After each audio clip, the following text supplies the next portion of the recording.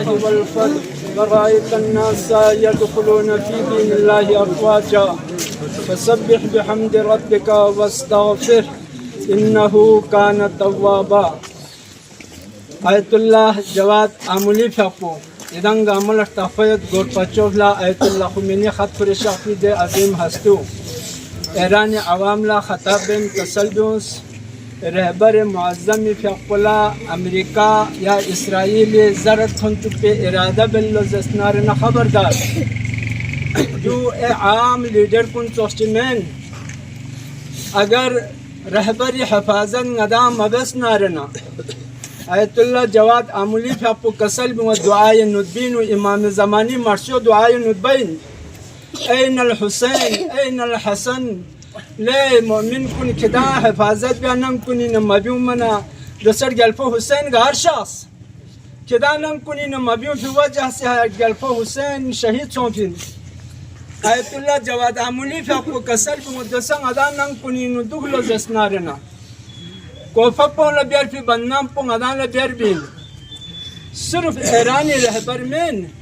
امام زمانی نائب ولی امر مسلمین ان پوری دنیای رہبر ان معمولی شخصیت مین لہذا امریکہ و اسرائیل خبردار کہاں سی ایون چوکپو ونزویلا لبیا چوکپو یا تم ونزویلا نہ سمجھنا یہ رہبر پوری دنیا کے رہبر ہے ایران کے رہبر نہیں ہے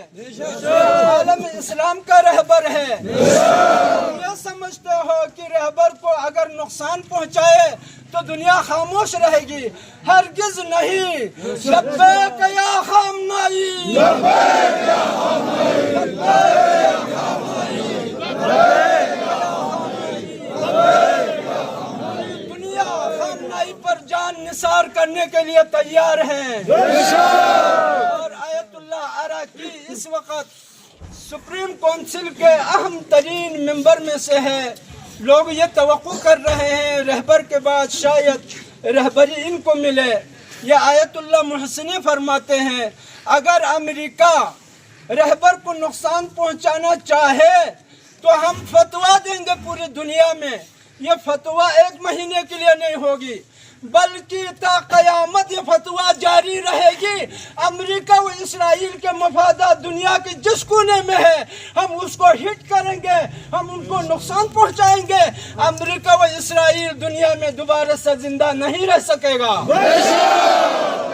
لہذا ہم پوری دنیا کے قوموں سے مطالبہ کرتے ہیں کہ اس ظالم کے ہاتھ کو روک لیں یہ عالمی قوانین کو بھی پامال کر رہا ہے لہذا تمام عالم